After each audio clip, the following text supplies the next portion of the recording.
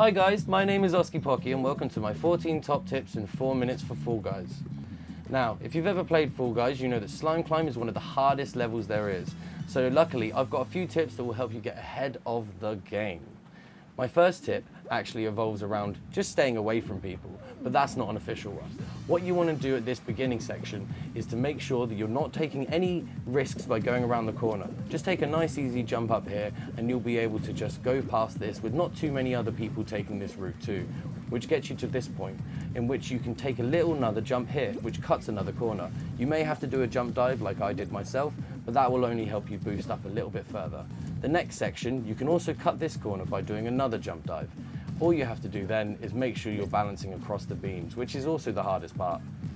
The final one is just up here, where there's a little hammer here. Now, if you get a good jump on this point and you can get a jump dive there, you're able to get through. Unfortunately, I got absolutely smashed.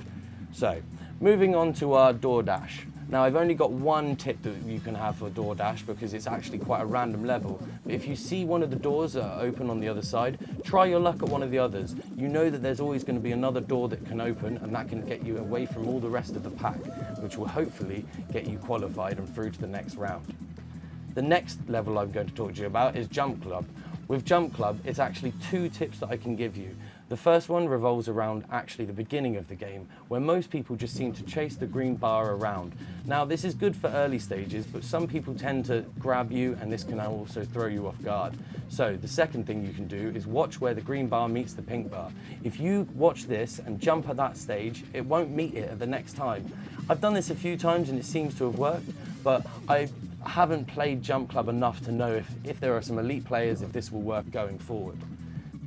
The next level is Tiptoe. Now with Tiptoe, again, it's quite random, but there is one trick that you can have. As long as you're staying away from the pack and kind of to the side, you can make yourself aware of where the next block will be that someone walks on. Once they've walked on that block, you can go from a diagonal route and actually get across much easier than someone in the pack. With Fall Ball, there's only one real tip that I can give you, again, because it's a team game, but this revolves around shadows. If you can get yourself under the shadow of when a new ball comes and wait half a second and then jump, you're likely to get a goal, which is always a great way to score some points within this game.